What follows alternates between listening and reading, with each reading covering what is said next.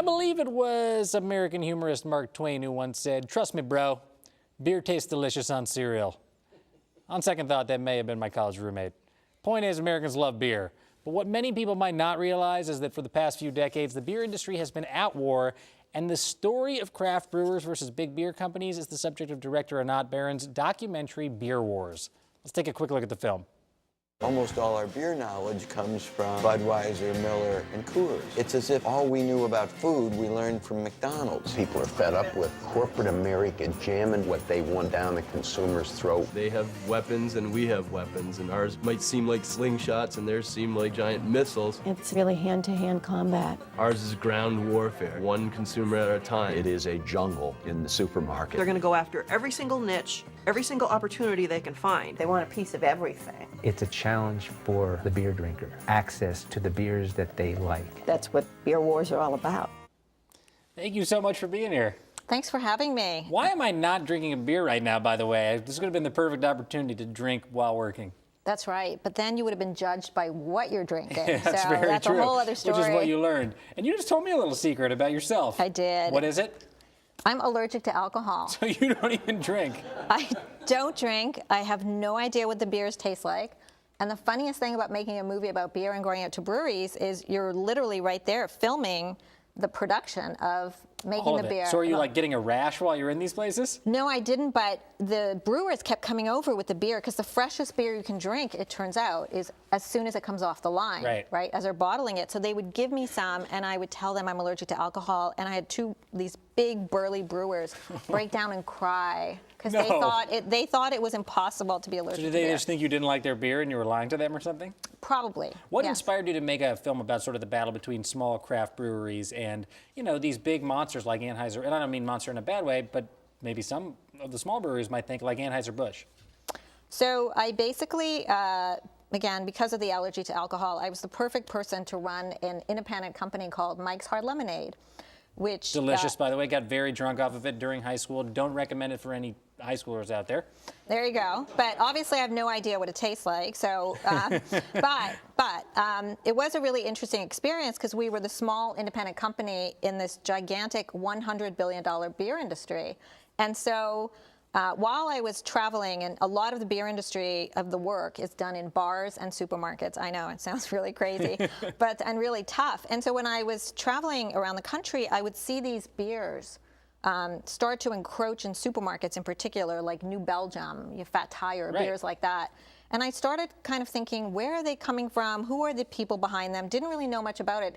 As a non-beer consumer, it was obviously interesting to me. And so when I left Mike's Hard Lemonade, I decided, because it's such a logical place to go, to make an independent film. And so I made a documentary as an insider looking into the beer industry. So are these wars all about, is it literally about just getting on the shelves, getting out there, or is it about actually the small breweries as well fighting each other? Because I think, you know, in, what was it, 2009, there were 1,400 craft breweries. Today there's something like 2,700. So obviously this is an exploding business for small business owners. Yes, I will take that in two parts, if I may. It was a two-part question. Like the president. It was a two-part question. And so I think for part one, the battles take place every single day. So the beer industry is about two things, taps and shelf space. And if you think about it, not that you've been to a bar lately or a supermarket, but you know, for those people who have, if you think about it, the number of taps is finite. When you go to the cooler in the supermarket or even the convenience store, there's only so much space. So what you have to think about is, if you're a new beer, something has to come off, either a tap or something on the shelf for you to get back on. It literally is about real estate. It is all about real estate. Location, location, location. Because there's something else, which is eye level. Next time you go to the supermarket, pay attention to where products are.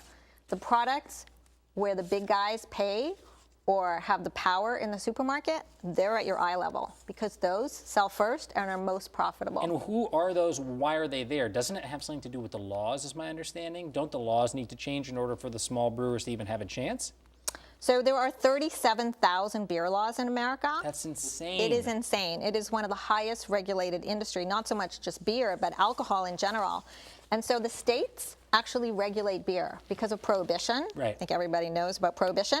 And so it's quite complicated to go from state to state. So part of the problem in the beer industry for the little guy is that going from state to state when you're small means you have to have lots of lawyers and change your labels quite often to go into a different state. So it's expensive.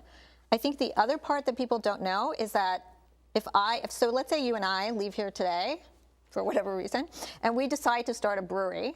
Obviously, you'd be doing the tasting. I'm down to get into business. Right? That's all right. So here's the thing that most people don't know. We can't actually walk around the neighborhood and offer our beer directly to retailers. You need a middleman called the distributor. Distributor, yeah. Right? And the distributor then sells to the retailer, which means that if anybody ever has a chance to come back in their next life or something, you want to be born into a distributor's family because those people are the most politically powerful people in their It's like the people that have district. the taxi medallions in New York City. Exactly. Same thing. Very, very politically powerful. There is a beer distributor in every congressional district in the United States. Wow. And therefore, the beer lobby of the distributors is one of the most powerful lobbies in Washington. And that's why it's very hard to change the laws. See how it all comes together? So you think they got the number of the red phone in the Oval Office if they need to talk to the president? Well, let's just say that you know what they always ask, right? Who would you rather have a beer with? Yeah. During the elections?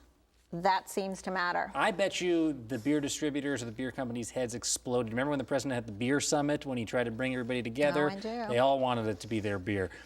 Real quick, last question. Craft brewers like Dogfish Head and Boston Beer Company, they're sort of they're blowing up. They're achieving quite a bit of success. What do you attribute the success to? It's got to be a bunch of factors, or is there one thing in particular that's making them do so well? So Boston Beer makes Sam Adams, Right. and I attribute their success because it took them 30 years to get to 1% of the market to advertising. They started advertising nationally, and that has helped them tremendously. So quality matters, but advertising is fantastic because it drives people to the store, right?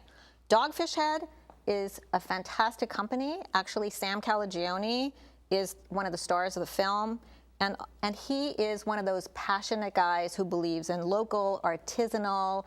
He doesn't put any adjuncts in his beer, and so his success is very grassroots. He calls his company Off-Centered Beers for off-centered people. That says everything about the brand. He's been extremely successful, but one other thing that he does is he gets out there. He is at every event, he travels the country, because I think the big thing today is that people want to know who is behind the company that they're buying from. And that's really important to a certain segment of the population, like farmers markets and artisanal People like products. transparency, absolutely. Yes. Are you telling me, we got to go, but are you telling me you were not tempted? You didn't even take one sip of alcohol the entire production of the movie?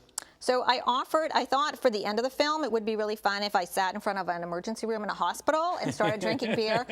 Cedars-Sinai or no other hospital would agree to do it. No way. Yeah, so. Well, maybe, I don't know. One day. You have everybody on the crew very thirsty, I could tell right there. This guy wants a beer immediately. Thank you I'll so see what much I can do. Yeah, thank you so much for being here. Congratulations on the film. And for more information on how you can see the documentary Beer Wars, visit beerwarsmovie.com. And after the break, Gizmodo's Alyssa Walker will let you know which new startup apps are worth your time in the tech effect. Stay tuned.